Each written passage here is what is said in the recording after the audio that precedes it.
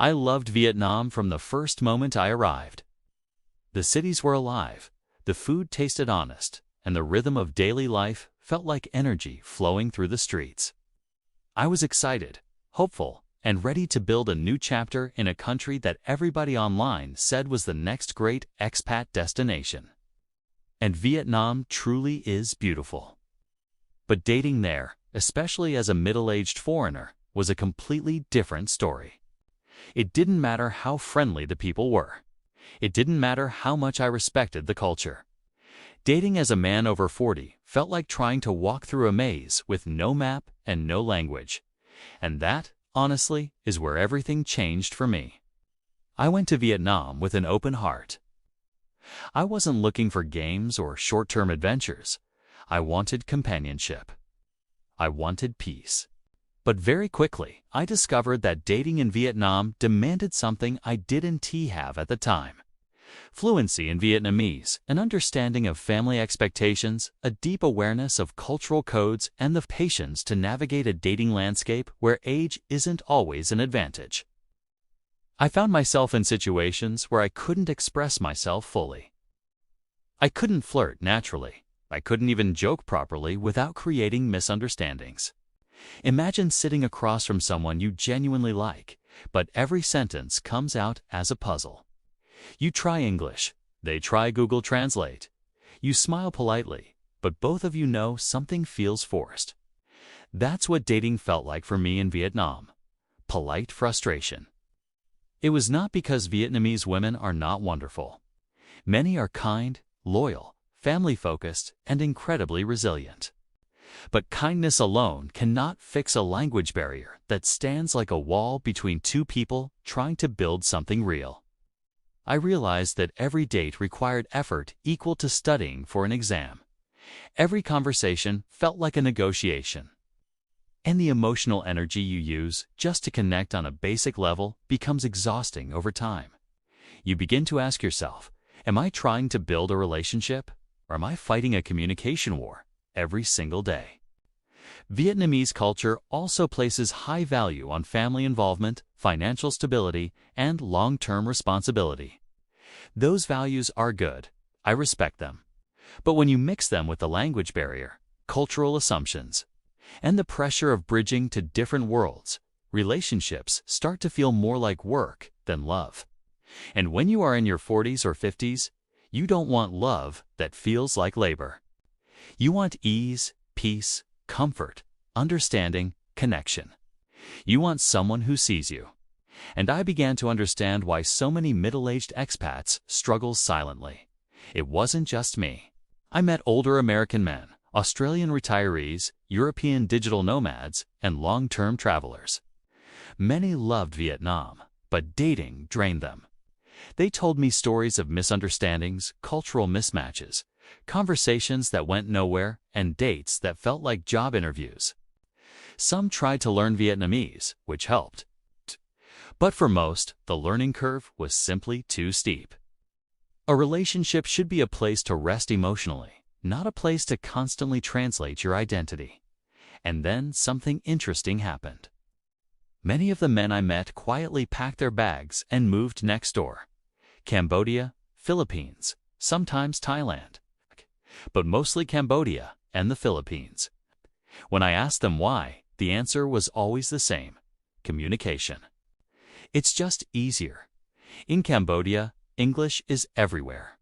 People are warm, curious, and relaxed. Khmer culture is more flexible, less rigid in certain areas, and more accommodating to foreigners. You can talk, laugh, and build real emotional chemistry in the same language. And that alone removes 80% of the stress. The Philippines takes it a step further. Almost everyone speaks English fluently. This means you can meet someone, sit down, talk about your dreams, your mistakes, your life story, and they understand you fully. No apps, no dictionary, no strained silence. Just two humans meeting honestly without walls between them. And when you are middle-aged, trust me, that matters more than anything. You don't have the energy to decode someone's culture every second. You don't have the youth to waste months on misunderstandings. You want peace. real peace. Now, I am not saying Vietnam is a bad place. I still love it. I still respect it deeply. But the truth is, Vietnam is not designed for middle-aged foreigners who want smooth, easy dating. Vietnam is a wonderful country to travel, to work, to eat, to live, to explore. But dating requires deep cultural integration. That's the reality. If you are young, adventurous, energetic, and willing to learn Vietnamese, you may succeed. But if you are 40 plus, the game changes. You want connection that feels natural, not a relationship that feels like homework.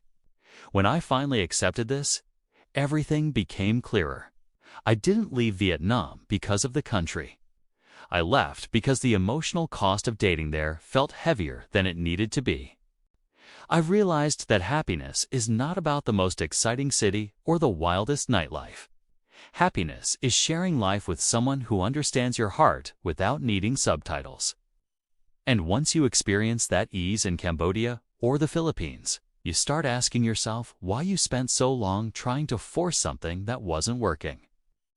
Many men will never say this out loud, but I will. Dating is one of the biggest reasons expats switch countries. Not cost of living, not weather, not visas. Dating, human connection, relationships, and when you find a place where communication flows, where the culture aligns with your emotional needs, where love feels like a warm home instead of a complicated negotiation, you stay, you build, you grow, you breathe again. If you are a middle-aged foreigner thinking about moving to Vietnam, I want you to be honest with yourself. If you are looking for adventure, go. If you are looking for culture, go. If you are looking for food, lifestyle, beauty, and opportunity, go. But if you are looking for romance, emotional connection, and a peaceful partnership without constant translation barriers, consider your options carefully. Communication is everything. And sometimes the right partner is waiting just one country away. In the end, I don't regret my time in Vietnam. It taught me who I am, what I value, and what kind of relationship I want. It showed me that love is not about exotic locations. Love is about understanding. And sometimes, the best decision is not to force a connection in a place where the language of the heart cannot flow freely. Life is short. Find someone who speaks to your soul without needing an app. Now it's your turn. Have you lived in Vietnam? Did you struggle with dating there? Did you end up moving to Cambodia or the Philippines for better connection? Share your story in the comments. Your experience might help another man make the right decision. And if you enjoyed this video, please like, share, and subscribe. Your support helps the channel grow and helps more men navigate Southeast Asia with honesty and clarity.